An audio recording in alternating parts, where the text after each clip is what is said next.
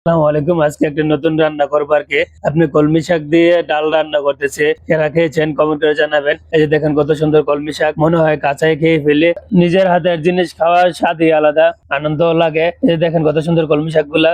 আমি দুই জায়গায় কলমি শাক লাগাইছি, এখানে মাটিতে লাগাইছি আর এর আগে দেখাইছি আপনাদের বালতিতে লাগাইছি। অনেক সুন্দর ভাবে হয়েছে। যে বালতির গুলা তেমন বড় হয় নাই, মাটির গুলা বড় হয়ে গেছে। এই দেখেন বালতির গুলা, এগুলো কিছুদিন পরে খাওয়া যাবে আর কি। তো এখন মাটির গুলা কেটে নিলাম আর কি শাক। তো শুক্রবার দিন সবাইকে জুমা মোবারক। আপনারা কি দিয়ে খেয়েছেন কমেন্ট করে জানায়েন। আমি তো আজকে কলমি শাক দিয়ে ডাল রান্না করে খাবো। অনেকগুলো শাকে আছে, আপনার যে শাকের আগাগুলো নিয়েছি আর কি।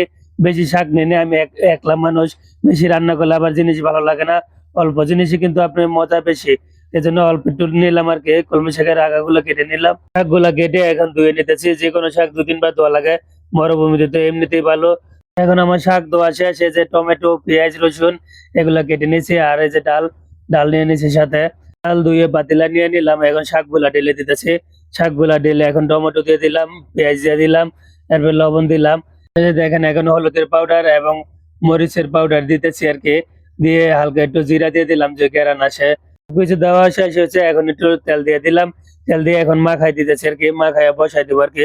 কখনো এইভাবে রান্না করি না, তো আজকে প্রথমবার রান্না করতেছি, বলতে পারি না কেমন হয়। পানি দিয়ে বসিয়ে দিলাম, বসিয়ে দেওয়ার পরে কিছুক্ষণ পরে এই যে দেখেন বেশি করে জাল দিয়ে পানি কমিয়ে নিব। যত জাল দেবো এতই তরকারি ভালো হবে খেতে।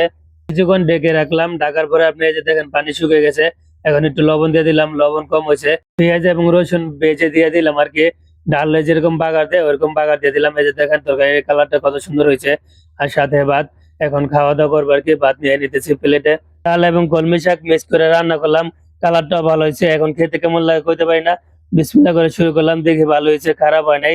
নতুন রেসিপি হিসাবে আজকের খাবারটা ভালোই হলো, খারাপ হয় নাই। তো ভিডিওটা এই পর্যন্ত। ভিডিওটা ভালো লাগলে লাইক এবং শেয়ার করে দিন। আসসালামু আলাইকুম।